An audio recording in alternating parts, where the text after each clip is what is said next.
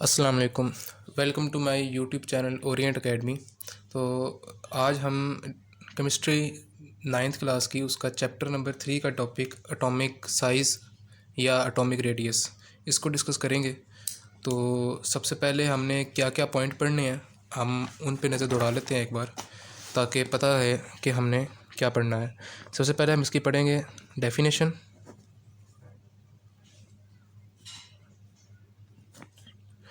और उसके बाद हम पढ़ेंगे इसके एग्ज़ाम्पल। उसके बाद इसके ट्रेंड्स दो होंगे, ग्रुप में और पीरियड में। और उसके बाद हम इसकी रीज़निंग पढ़ेंगे कि क्या रीज़न है, क्यों जो ये ट्रेंड है, ये ग्रुप में क्या ट्रेंड की वजह क्या है, और ग्रुप पीरियड में अगर डिक्रीज़ होता है तो उसकी क्या रीज़न है। और पांचवा हम इसकी पढ़ेंगे अनोमलीज़, जो कि अक्सर औकात इम्पॉर्टेंट है और शॉर्ट क्वेश्चन में और पूछी जा सकती हैं। उसके अलावा एमसीक्यूज़ भी इसमें बहुत ज़्यादा बनते हैं। उसके अलावा ये एक लॉन्ग क्वेश्चन है जो कि एक पंजाब बोर्ड में पूरी तरह एटॉमिक साइज़ और एटॉमिक रेडियस से पूरा एक लॉन्ग क्वेश्चन आता है। इसको अटैम्प्ट जितने अच्छे तरीके से करेंगे उतने आपको अच्छे नंबर मिलेंगे। यानी कि सबसे पहले हम इसके अगर डेफिनेशन की बात करें तो उसकी डेफिनेशन क्या है। अब सबसे पहले आपको ये पता होना चाहिए कि एटम, आपको पता है कि पीछे आपने पढ़ा हुआ है कि एटम जो है वो उसकी वो बाउंड्री लेस है। हमने एक फ़र्ज़ी उसकी बाउंड्री बनाई हुई है एटम की कि हाँ ये एटम इतना इसका साइज़ हो सकता है, इतना इसका वो रेडियस हो सकता है। और इसलिए क्योंकि हमारे पास उसकी स्पेसिफ़िक बाउंड्री नहीं है, ये एटम है, क्योंकि हमें नहीं पता कि इसकी बाउंड्री ये है या ये है, इस वजह से हम एक समझ लें कि हम लोग दो एटम का सहारा लेते हैं। अगर हमें किसी चीज़ से, मैं कहूँ जी इस बॉल का क्या रेडियस है, आपको नहीं पता इस बॉल का क्या रेडियस है, क्या साइज़ है, तो आप क्या करोगे कि इसी तरह की एक और बॉल साथ इकट्ठी करोगे और उनके सेंटर का डिस्टेंस ले लोगे, फिर आप उसको हाफ़ कर लोगे, आपको पता चल जाएगा। सेम ये चीज़ के साथ की है कि half of the distance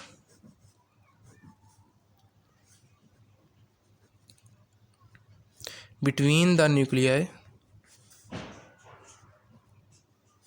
of two bonded atoms। यानी कि यानी ये आपको बात ये जहन में रखनी है, ये टू बॉन्डेड एटम्स वाली। मैंने कार्बन और कार्बन, इसके मैंने दो एटम ले लिए, ये कार्बन, ये भी कार्बन का एक और एटम आ गया। अच्छा, अब ये मुझे पता है कि ये इसका न्यूक्लियस है, ये इसका न्यूक्लियस है, तो इसके दरमियान डिस्टेंस 154 पाइकोमीटर है।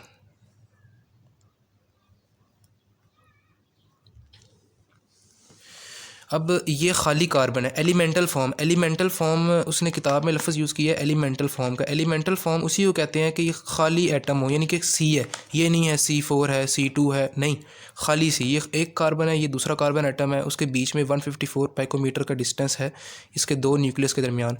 अब इसको आप हाफ़ कर दें, ये तो ये कितना होगा 77, इसका हाफ़ हो जाएगा 77 पाइकोमीटर। यही वो कह रहा है कि यही इसका एटॉमिक साइज़ या इसका एटॉमिक रेडियस है कि half of the distance between the nuclei of two bonded atoms. ठीक, ये इसकी हमने डेफिनेशन भी समझ ली और साथ ही इसकी एग्जांपल भी हो गई। ठीक है, कार्बन की एग्जांपल आ गई, इसकी डेफिनेशन हो गई। उससे पहले अगर इंट्रो देना चाहें तो वो आप दे सकते हैं कि क्योंकि हमें पता है कि an atom do not have a defined boundary, that's why जो उसका साइज़ है वो डिफ़िकल्ट है मेजर करना, और उसको साइज़ को मेजर करने के लिए हम the common method to determine the size of an atom is to assume the atoms as spheres. इस वजह से हमने अज्यूम किया है कि ये स्फेयर्स हैं और इसका फिर हमने इसके न्यूक्लियर का जो है वो डिस्टेंस लिए, उसको हाफ करके बताया कि हाँ अगर एक कार्बन आइटम लें तो उसका एटॉमिक साइज़ या उसका एटॉमिक रेडियस इतना बन सकता है। उसके बाद जो अगली चीज़ हमने डिस्कस करनी है, डेफिनेशन होगी हमारी, एग्जांपल होगी, अगला है ट्रेंड्स। अब जो सबसे ज़्यादा जो चीज़ तंग करती है बच्चों को वो ट्रेंड्स है, इसकी रीजनिंग। सबसे जो एग्जामिनर जब आपका पेपर चेक करेगा उसका मेन ध्यान ट्रेंड्स के ऊपर होता है। ट्रेंड्स दो में होंगे, ग्रुप्स में, पीरियोडिक टेबल के ग्रुप्स में और पीरियड्स में।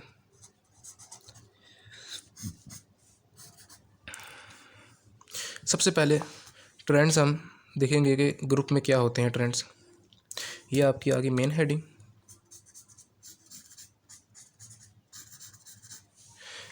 और ये सब हेडिंग आ गई, इसको मैं ए कह देता हूँ और इसको बी कह देता हूँ।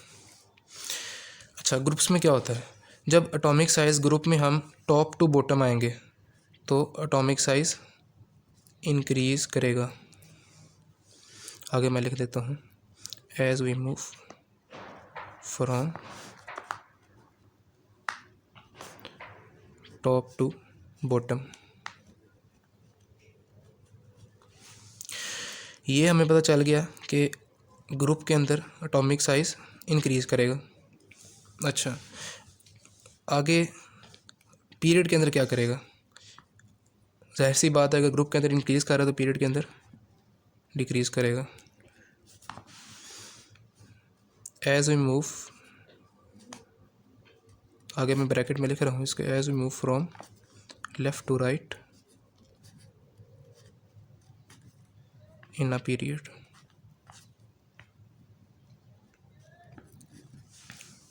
अच्छा, अब ये हमें बात समझ आ गई कि ग्रुप में इंक्रीज़ करेगा, पीरियड में डिक्रीज़ करेगा, एज मूव, और ये हमें सारी चीज़ क्लियर हो गई है। अब अगली बात क्या है कि इसकी रीजनिंग क्या है, ग्रुप में क्यों क्यों इंक्रीज़ करेगा, पीरियड में क्यों डिक्रीज़ करेगा। ग्रुप के अंदर अगर हम बात करें, reasoning for increase in group,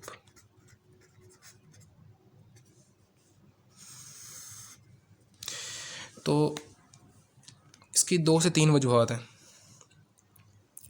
होता क्या है, यानी कि हमें पता है कि जब हम ग्रुप के अंदर ऊपर से नीचे जाते हैं तो क्या होता है, मैं ये लिख रहा हूँ, hydrogen, lithium, sodium, potassium, rubidium, caesium और फ्रांसियम। अब ऊपर से नीचे क्या हो रहा है, नंबर ऑफ शेल ऐड हो रहे हैं, नंबर ऑफ शेल ऐड हो रहे हैं, और ऐड होने से, उनके ऐड होने से क्या होता है कि अब देखें कि ये एक एटम है, इसके अंदर जो है ना, ये एक उसका नाम बाहर वाला शेल था जिसको मैं के कह देता हूँ, ठीक है। तो जब मैं लिथियम पे आया तो एक शेल और बढ़ गया, इसको मैंने एल कह दिया। फिर मैं सोडियम पे आया तो एक शेल और बढ़ गया, इसको मैंने एम कह दिया, सपोज़ समझाने के लिए सिर्फ। पोटाशियम पे आ गया, एक और शेल बढ़ गया, इसको मैंने यानी कि अब ये क्या हो रहा है कि जैसे जैसे शेल बढ़ रहे हैं एटॉमिक साइज़ क्या कर रहा है, बढ़ रहा है। अब इसका ये न्यूक्लियस है तो कि आउटर मोस्ट बाउंड्री के साथ डिस्टेंस ये बनेगा, लेकिन अगर मैं हाइड्रोजन की बात करूँ, उसका एक शेल था तो उसका डिस्टेंस ये बनेगा। तो इस वजह से जो जैसे जैसे नंबर ऑफ़ शेल बढ़ते हैं एटॉमिक साइज़ बढ़ता चला जाता है। इसकी मेन रीज़न यही है, नंबर ऑफ़ शेल्स इंक्रीजेस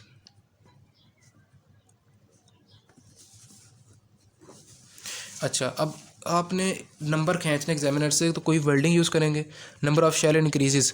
आगे क्या बात करेंगे, इलेक्ट्रॉनिक क्लाउड इंक्रीजेस, ठीक। अब इन दोनों से फ़र्क क्या पड़ रहा है, ये एटम है, ये उसका एक शेल है, ये न्यूक्लियस है, ये एक शेल था इस, और ये जो था जब ये एक था ना तो ये बड़े ही मजबूती से इसको खींच रहा था। फ़र्ज़ करो मैं कह रहा था कि ये जो है ना 74 किलो जॉल एनर्जी से जो है ना इसको अट्रैक्ट कर रहा था।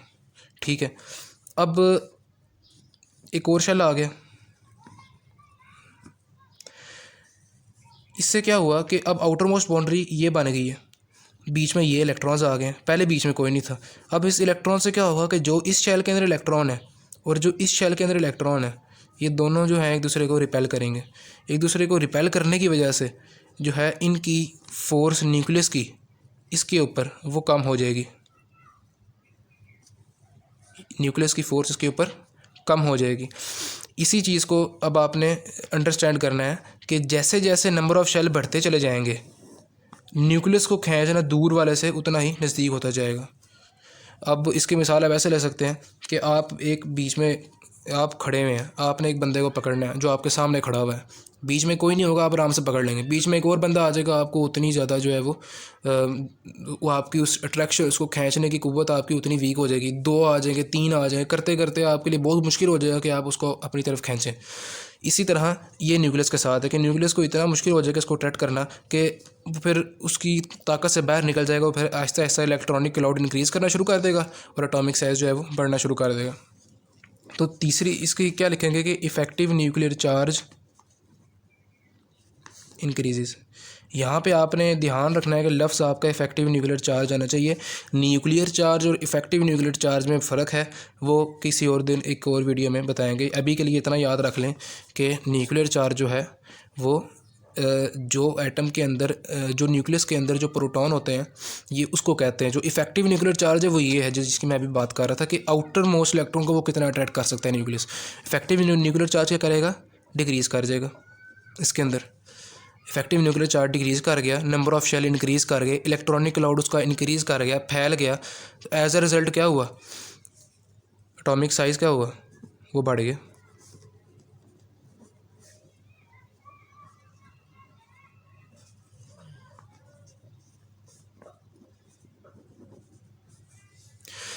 अब ये बात हमारी क्लियर होगी। आगे आ जाएं पीरियड के अंदर।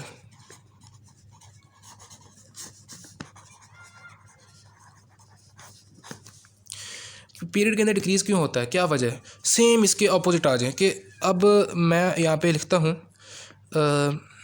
लिथियम बेरिलियम सेकंड ग्रुप के हैं, सॉरी सेकंड पीरियड के हैं। Lithium beryllium, boron, carbon, nitrogen, oxygen, fluorine, neon. एक असूल आपको याद है कि पीरियड के अंदर नंबर ऑफ़ शेल तब्दील नहीं होते, बिल्कुल नहीं होते, नंबर ऑफ़ शेल चेंज नहीं होते। एक ही शेल है जो शुरू के पीरियड से पीरियड के फर्स्ट एलिमेंट से शुरू होता है और पीरियड के एंड एलिमेंट तक वही शेल जो है वो फिल होता है। इसके अंदर यही वजह है कि इसके पीरियड के अंदर साइज़, क्योंकि नंबर ऑफ़ शेल नहीं बढ़े, नंबर ऑफ़ शेल नहीं बढ़ेंगे तो इलेक्ट्रॉन उसके अंदर आई जा रहे हैं, आई जा रहे हैं, आई जा रहे हैं, ऊपर से जो है अब इस वजह से उसका साइज़ डिक्रीज़ करता है। अब क्वेश्चन ये है कि पूछ सकते हैं कि जी इलेक्ट्रॉन आ रहे हैं तो लेकिन साइज़ कैसे बढ़ रहा है। ये बात आपको ज़हन में रखनी है कि अगर इसका 3 है तो इसका 4, 5, 6, 7, 8, 9, 10। आप ये भी तो देखें कि ये इसका एटॉमिक नंबर 3, इसका एटॉमिक नंबर 4, इसका एटॉमिक नंबर 5, इसका एटॉमिक नंबर 6, इसका 7, इसका 8, इसका 9 और इसका 10 आ गया। इसका एटॉमिक नंबर है। अब जैसे जैसे नंबर ऑफ़ शेल एक ही शेल में, ठीक है, एक ही शेल में ये इसके इलेक्ट्रॉन जो हैं वो बढ़ते जा रहे हैं, सो साथ साथ प्रोटॉन भी तो बढ़ रहे हैं। ये जैसे 3 था, इसका 4 हो गया प्रोटॉन, इसका प्रोटॉन नंबर या एटॉमिक नंबर 5 हो गया, तो प्रोटॉन भी तो बढ़ रहे हैं। जैसे जैसे बीच में शेल आ रहे हैं, वो इलेक्ट्रॉन आ रहे हैं, एक ही शेल के अंदर इलेक्ट्रॉन एंटर हो रहे हैं, उसी तरह प्रोटॉन भी तो आ रहे हैं न्यूक्लियस के अंदर। इसी वजह से जब प्रोटॉन न्यूक्लियस के अंदर आएंगे, क्योंकि बाहर वाली बाउंड्री नहीं बढ़ रही, इसको मैं आपको समझाता हूँ। ये देखें, ये न्यूक्लियस, ये क्या है, इसको मैं कलर कर देता हूँ, ये क्या है, न्यूक्लियस, ठीक है। तो इसके बाहर एक ये के शेल, ये एल शेल आ गया, ये एम आ गया। हुआ क्या है कि फ़र्ज़ करें कि ये जो जिसकी हम बात कर रहे थे, कोई एक ले लेते हैं, लिथियम ले लेते हैं, लिथियम सॉरी ये कार्बन ले लेते हैं। चलें, कार्बन, इसका एटॉमिक नंबर क्या है, 6 है, और इसका जो मास नंबर है वो 12 है। अब आप इसकी क्लासिफिकेशन करें, जो नंबर जो शेल जो है वो इसके अंदर होगा वही आगे इस पूरे पीरियड के अंदर होगा, जो शुरू से वो खाली होगा। लेकिन अगर शुरू में उसके अंदर एक इलेक्ट्रॉन है तो बिल्कुल एंड वाले में जाके उसकी कैपेसिटी फुल हो जाएगी और वो एक शेल पूरा हो जाएगा। अब शेल आ रहे हैं, यानी कि एक फ़र्ज़ करें कि ये है, ये के कह देते हैं, एक एल कह देते हैं, ये एम है, एम शेल है। फ़र्ज़ करें, सपोज़ की कह रहा हूँ, सपोज़ इस पूरे पीरियड के अंदर जो दूसरा पीरियड है इसके अंदर जो वैलेंस शेल है वो एम है, ठीक है। ये हमने फ़र्ज़ कर लिया। फ़र्ज़ कह रहा हूँ क्योंकि एम है नहीं, ये बात मुझे ही पता है और आप भी जानते हैं। एम नहीं, हम फ़र्ज़ करने की बात समझाने के लिए सिर्फ कि एम आ गया इस दूसरे पीरियड के अंदर, ठीक। अब एम इसके अंदर आ गया है तो एम ने अब चेंज नहीं होना, अब इसके अंदर इलेक्ट्रॉन बढ़ते जाने हैं।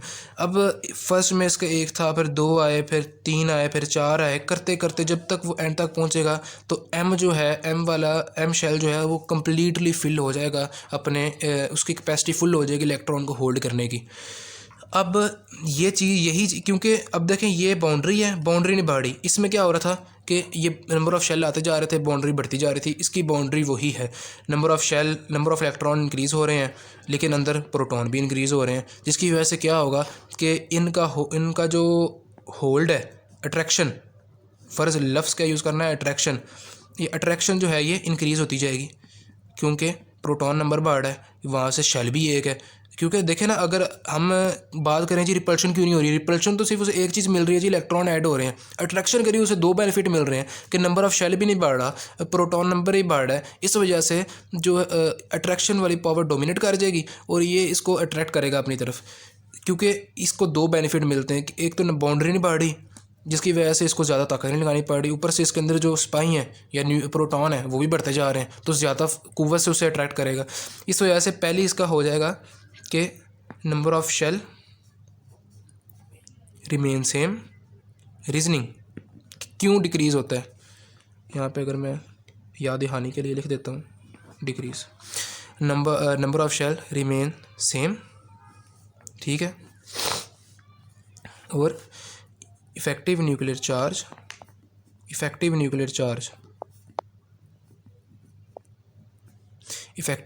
चार्ज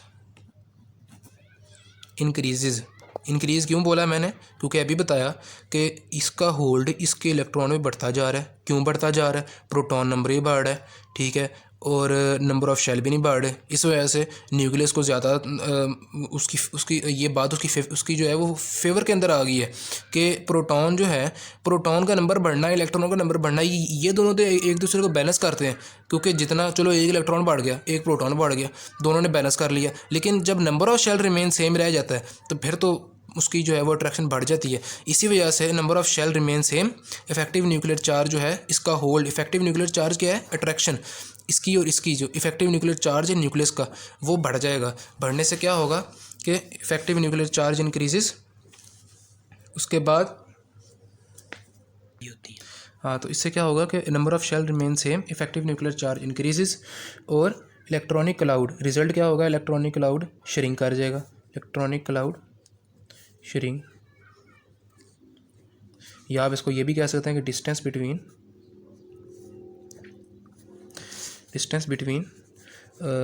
न्यूक्लियस, बल्कि इसको रहने दें, यह आपको तंग करेगा। इतना याद रखें, इलेक्ट्रॉनिक क्लाउड कर जाता है, श्रिंक कर जाता है, फोर्स ऑफ अट्रैक्शन बढ़ जाती है। हाँ, ये आप लिख सकते हैं इसकी जगह, force of attraction between nucleus and the valence electron increases. तो इन तीनों के होने से क्या होगा, as a result atomic size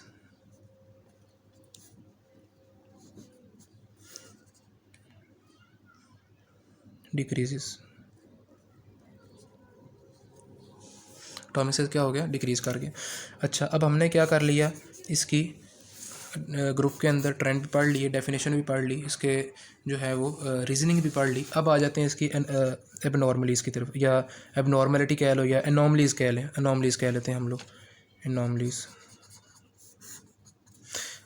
क्या हैं जी, इसकी एक ही एनॉमली है और वो ये है कि ट्रांजिशन एलिमेंट बड़े तंग करते हैं हमें। ये क्यों तंग करते हैं जी, क्या वजह है इसकी वजह यही है कि ट्रांजिशन एलिमेंट जो है ना, इनके अंदर एटॉमिक साइज़ जो ट्रेंड है ना वो सेम नहीं रहता। हमने अभी क्या पढ़ा है कि पीरियड में डिक्रीज़ करता है, ग्रुप में इंक्रीज़ करता है, लेकिन ट्रांजिशन एलिमेंट में ऐसा नहीं होता है। क्यों नहीं होता है, उसकी वजह सुन लें। उसकी वजह यह है कि ट्रांजिशन एलिमेंट के अंदर डी सबशेल आ जाता है, डी सबशेल की वजह से वो ये एबनॉर्मलिटी शो करता है। इसकी डिटेल है एफएससी के अंदर, और ये अक्सर औक़ात आता भी नहीं है शॉर्ट क्वेश्चन, आए तो बच्चे छोड़ भी देते हैं। इसकी अगर इसके आप इज़हार करें कमेंट में बताइएगा। अगर आपको इसकी वीडियो चाहिए तो इसकी डिटेल वीडियो बताऊंगा कि डी सब शेल होने की वजह से ट्रांजिशन एलिमेंट ये एनॉमली क्यों शो करते हैं। अभी से आप इतना याद रखें कि ट्रांजिशन एलिमेंट जो है, ट्रांजिशन एलिमेंट ये जब इसका जो फोर्थ पीरियड वहाँ तक तो ये जब मैं फर्स्ट से फोर्थ ग्रुप तक आया, फर्स्ट से फोर्थ ग्रुप तक, ठीक है, तो ये क्या करेगा, एटॉमिक साइज़ डिक्रीज़ करेगा इसका। वही ट्रेंड है जो पहले हम लोग डिस्कस करके आए। लेकिन जैसे ही फोर्थ ग्रुप आ जाएगा, ठीक है, फोर्थ ग्रुप के बाद जब आगे मूव करेंगे ऐसे इस तरफ को,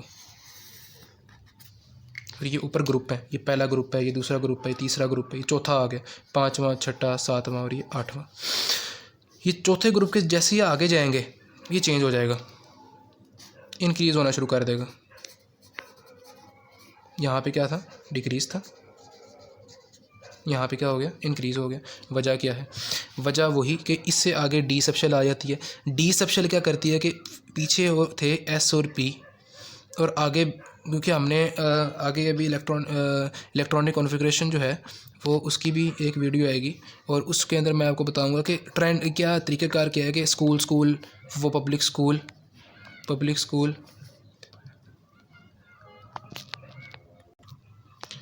उसके बाद डिस्ट्रिक्ट पब्लिक स्कूल, इलेक्ट्रॉन इधर न्यूक्लियस है, जो ये न्यूक्लियस है, और ये आगे ये डी शेल आ गया, ठीक है, डी सब शेल आ गया। ये जो अंदर वाले इलेक्ट्रॉन है और ये जो इलेक्ट्रॉन है, इनको ये होल्ड करने की ताकत जो है, ये बीच में एक ना बैरियर आ जाता है, ठीक है। ये एक बैरियर आने की वजह से जो यहाँ पे जो इलेक्ट्रॉन होते हैं उनका होल्ड इस पर कम हो जाता है। ये आप डिटेल में एफएससी में जाकर पढ़ेंगे कि एस की कितनी ताकत है, पी की कितनी ताकत है, डी की कितनी ताकत है, एफ की कितनी ताकत है। इससे ये होता है कि डी जो है ना, ये डी बीच में एक बैरियर आ जाता है। एक ऐसे फ़र्ज़ करें कि ये एस ये न्यूक्लियस है, ये उसका इलेक्ट्रॉन है, यहाँ पे ये आउटर मोस्ट इलेक्ट्रॉन पड़ा हुआ है, बीच में डी आ जाता है। क्या होगा कि इसका होल्ड कम हो जाएगा, वो होल्ड कम हो जाएगा, इलेक्ट्रॉनिक लोड एक्सपेंड कर जाएगा और एटॉमिक साइज बढ़ जाएगा। सिर्फ डी सबशेल होने की वजह से ये ट्रांजिशन एलिमेंट ये अनॉमली शो करते हैं, और ये वही एलिमेंट्स हैं जिनको हम डी ब्लॉक एलिमेंट्स कहते हैं। इसी वजह से कहते हैं कि इनके अंदर फिलिंग सबशेल जो है वो डी होता है। फिलिंग सबशेल क्या होता है, डी होता है, और डी होने की वजह से जो है ये अनॉमली शो करते हैं कि ये यहाँ पे इंक्रीज़ होना जो है वो शुरू हो जाता है। अब ये आपको समझ आ गया एनॉमली क्या है। जो ट्रांजिशन एलिमेंट इस चीज़ को फॉलो नहीं करते, वो उनका फोर्थ पीरियड तक डिक्रीज़ होता है, फोर्थ से आगे इंक्रीज़ होना शुरू हो जाता है।